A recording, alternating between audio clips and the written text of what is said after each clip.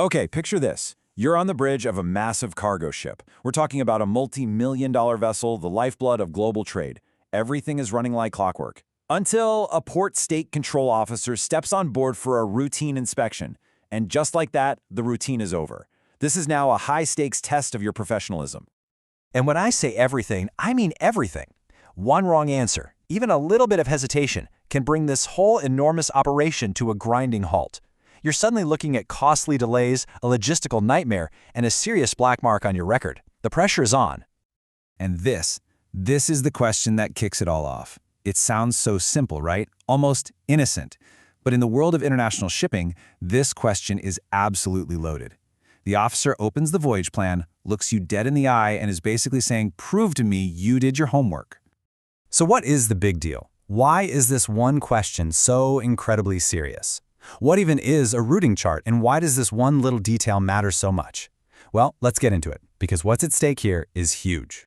See, failing to give a good answer isn't just some minor slip-up.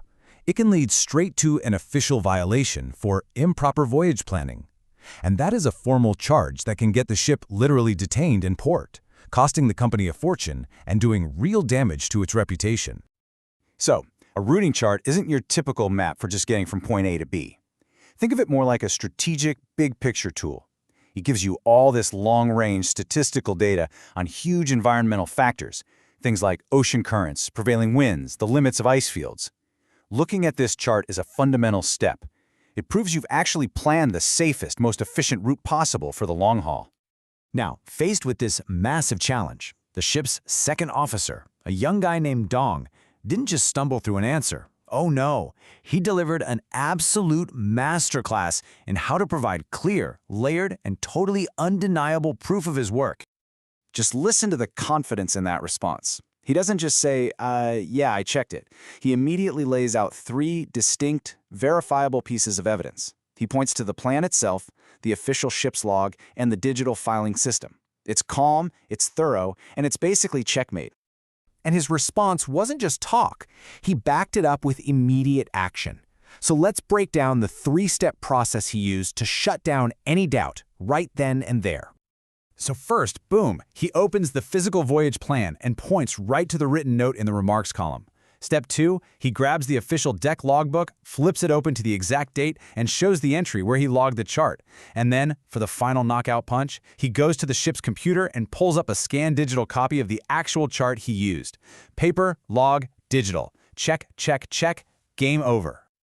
You know, this isn't about being repetitive or redundant. It's about building an unbreakable chain of evidence. Each piece of proof backs up the others, and together they show a system of professionalism, not just a single action. It proves that this is a standard habit, not just a one-off. And this really just lays it all out, doesn't it? The wrong way is to rely on your memory, to just say, we checked it, and then start scrambling around trying to find proof. The right way, the professional way, is to have a system ready to go, so you can confidently present documented, logged evidence without even breaking a sweat. But this is about so much more than just one chart or a single inspection. What we're really looking at here is a professional mindset, a system that has massive implications for anyone in any job. In fact, you can boil this whole masterclass down to 3 incredibly simple, totally actionable rules. Rule 1, note it in the plan. Rule 2, log it in the daily record. And Rule 3, file a digital copy in the system. If you do those 3 things every time, you create that bulletproof system we're talking about. And really, the stakes are so much higher than just one officer avoiding a slap on the wrist. This level of detail, this professionalism, it affects the entire company and its place in the massive, complex dance of global trade. Because when an officer performs like this, they're doing more than just their job. They are actively preventing costly ship detentions. They are upholding their company's international reputation as a top-tier reliable operator.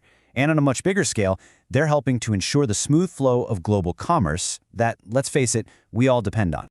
It just goes to show you how the actions of one single person, focusing on one small detail, can create these huge ripple effects.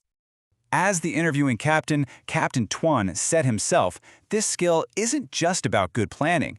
It is what separates a company you can trust from one that's seen as a risk. It's all about maintaining that reputation and that trust on the world stage. And that brings us to the final thought. A question that applies way beyond the bridge of a ship. In any job, in a world that is just overflowing with data and tasks, it's not enough anymore to just do the work. The real question we all have to ask ourselves is this: what's your system for proving you've done it right?